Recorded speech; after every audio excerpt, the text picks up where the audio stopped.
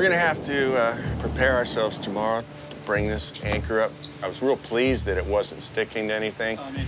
All the material around it was really loose. It's mostly, I'd say, 6 inches of sand at most, maybe 8.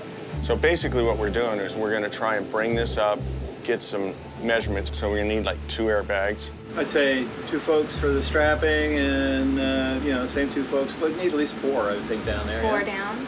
We really want to, you know, handle this with kid gloves, so to speak, when we pick it up. And, you know, handling something that weighs probably in excess of 1,500 to 2,000 pounds, you know, gently is somewhat of a trick. You know, those LCMs can bounce around a lot. You're dealing with those big drop gates on the front. And, you know, this thing can come up. You know, don't want to damage the artifact at all, but ourselves as well. Mm-hmm. We need to have water on it. Yeah, I would keep it. I would try my very best to keep it as wet as we can while we're taking the measurements. So what do we use to put water on it? We have a reserve saltwater pump. Yeah, saltwater pump. with a hose and just hose it down. Yeah. Okay. Even if I have to rig like a bilge pump or something. Gonna need a couple. I need a couple blocks so we're not laying it directly on the deck. So some 4x4s, 4x6s. Okay. A Just couple to keep of those. it a couple inches off Keep the it off deck. the deck. And then the other part is putting it back in the water.